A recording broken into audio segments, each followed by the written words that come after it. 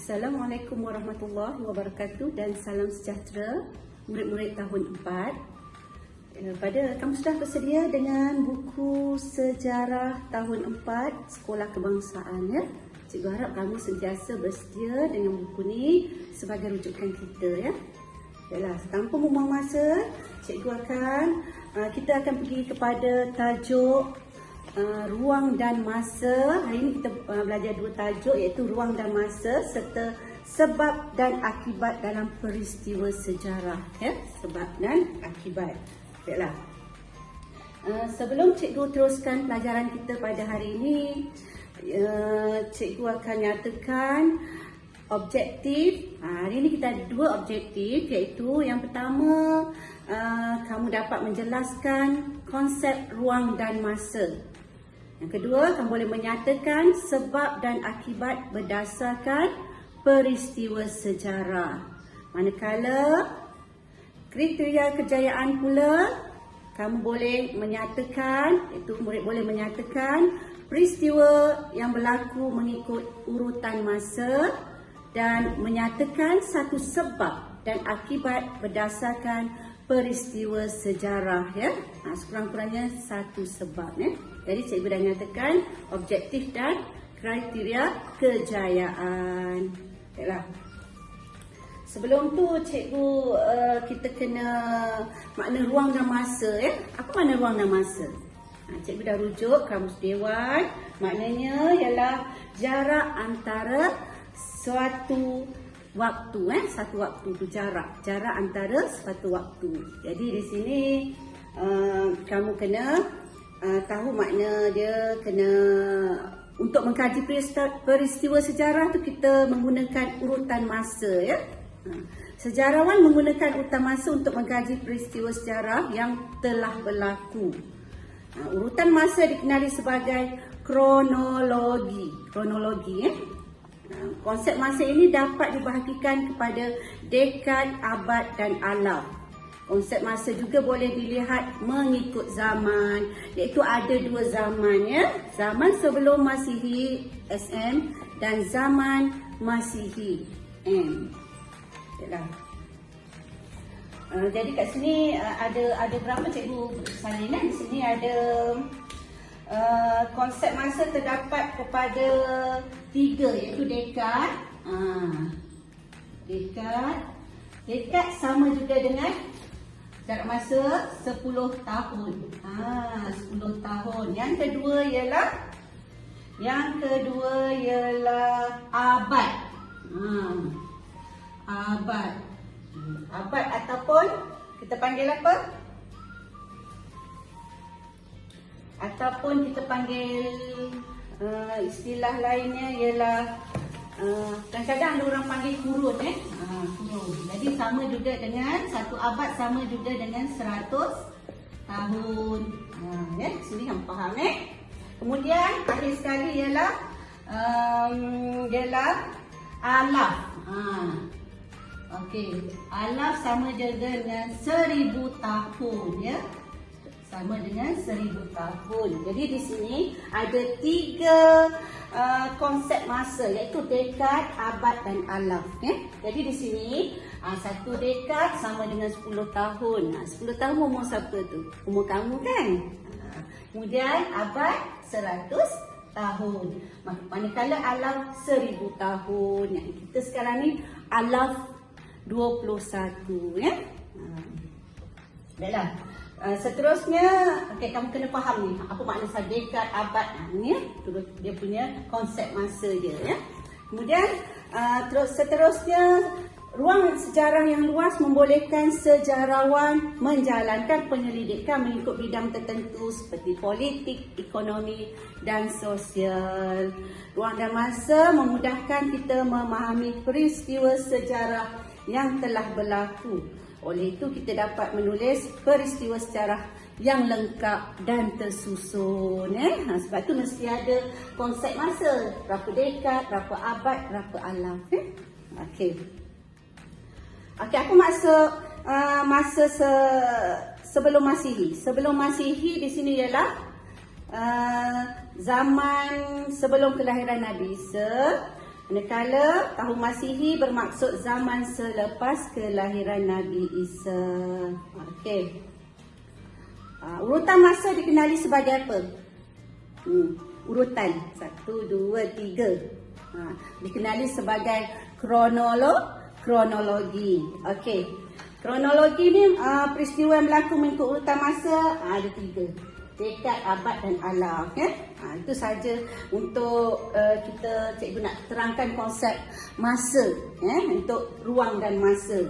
Okey. Kronologi, cikgu ambil kronologi, kalau dalam buku teks ni dia ambil kronologi peristiwa sekolah saya. Jadi kamu permulaan yang persekolahan bermula pada bulan berapa? Januari. Kemudian kemudian kronologi pada bulan Februari ada peristiwa apa? Contohnya biasanya hari sukan, kemudian seterusnya mungkin hari usahawan, hari kantin, sambutan hari kemerdekaan, hari anugerah kecemerlangan. Jadi dia punya kronologi ikut kepada urutan bulan yang ni daripada Januari, Februari dan seterusnya. Ini ialah kronologi. Nama dia kronologi urutan peristiwa. Okey. Jadi di sini ruang dan masa cikgu dah jelaskan secara ringkas. Dan cikgu harap yang lebih penting kamu faham apa makna dekad, abad dan alam. Yalah. Seterusnya kita pergi pada sebab dan akibat dalam peristiwa sejarah. Setiap peristiwa sejarah yang berlaku mempunyai sebab dan akibat. Okey, kenapa peristiwa itu berlaku, akibatnya apa? Bukan berlaku begitu sahaja, mesti ada sebab dan akibat. Jadi daripada sebab dan akibat tu, kalau kita belajar sejarah, kita boleh ambil apa? Sebagai satu pengajaran. Kita baiki lagi mana untuk kebaikan. Baiklah, setiap peristiwa sejarah yang berlaku mempunyai sebab dan akibat. Kajian tentang sebab dan akibat memudahkan pemahaman kita terhadap peristiwa sejarah. Okey, contohnya lah cikgu dalam teks ni bagi contoh apa? Hari Anugerah Kecemerlangan Akademik. Sebab dia menghargai murid yang cemerlang dalam bidang akademik. Murid belajar dengan tekun. Jadi kat sini peristiwa dia Hari Anugerah Kecemerlangan. Sebab dia menghargai murid yang cemerlang. Akibat dia murid akan belajar dengan tekun. Itu dalam bidang akademik. Tapi cikgu tak lupa kepada mereka yang berbakat dalam bidang sukan. Cikgu dah buatkan peristiwa dia. Mungkin tahun ni kita tak tempuh lah peristiwa ni, tapi kita akan tempuh dan telah pun berlaku. Cikgu akan ceritakan peristiwa dia. Okey, nampak ni peristiwa dia sukan tahunan sekolah. Tadi akademik, kita ambil satu contoh yang lain iaitu tentang sukan tahunan sekolah. Peristiwa dia, sebab dia untuk menghargai murid berbakat dalam bidang sukan. Ada kan? Akibat dia murid berlatih dengan tekun. Ini ialah sebab dan akibat dalam peristiwa sejarah. Cikgu ambil satu contoh peristiwa dia, sukan tahunan sekolah. Boleh? Faham tak? Tadi kita ambil akademik, ni cikgu ambil satu contoh lain, sukan. Baiklah.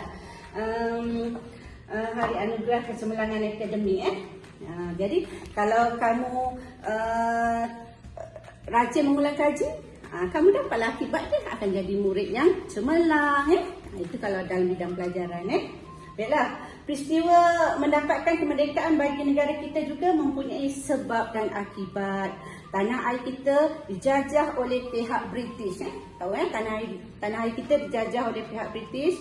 Rakyat berjuang membebaskan tanah air sehingga berjaya mencapai kemerdekaan. Jadi di sini peristiwa dia apa? Tadi kita kaitkan balik. Peristiwanya ialah kemerdekaan Persekutuan Tanah Melayu pada tahun 1957. 31 Ogos 1957. Kita sambut tiap tahun hari kemerdekaan. Sebabnya British menjajah Tanah Melayu. Nama lama kita Tanah Melayu. British jajah negara kita masa tu. Kemudian akibat dia, rakyat berjuang untuk membebaskan Tanah Melayu daripada penjajah British. Dia berjuang. Berjuang bersungguh-sungguh rakyat banyak ramai pemimpin yang berjuang diikuti dengan rakyat. Jadi kita berjaya membebaskan diri daripada jajahan British pada tahun 1957 ya. Jadi kat situ ialah peristiwa ada, sebab ada dan akibat. Dah berapa contoh tadi kita jumpa? 3 contoh ya. Tiga contoh. Yang pertama tadi peristiwa dia Hari Anugerah Kecemerlangan Akademik.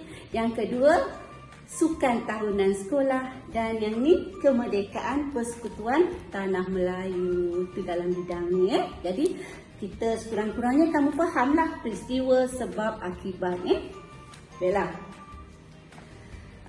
Sebab dan akibat dalam peristiwa sejarah akan menimbulkan perasaan ingin tahu tentang mengapa dan bagaimana serta kesan peristiwa sejarah yang telah berlaku. Berdasarkan pemahaman tersebut, kita dapat mengambil iktibar dan pengajaran daripada peristiwa sejarah. Ingat, daripada awal kita belajar dulu, cikgu dah cakap sejarah ni adalah untuk pengajaran, untuk iktibar kita untuk kehidupan masa akan datang ya. Betapa pentingnya sejarah kita belajar ya. Baiklah. Itu sahaja untuk hari ini. Jadi sebagai tugasan kita pada minggu ni, cikgu akan sertakan lembaran kerja untuk kamu. Cikgu akan berikan kemudian lembaran kerja berkaitan dengan topik kita pada hari ini. Sekian. Terima kasih. Assalamualaikum dan salam sejahtera. Jumpa lagi.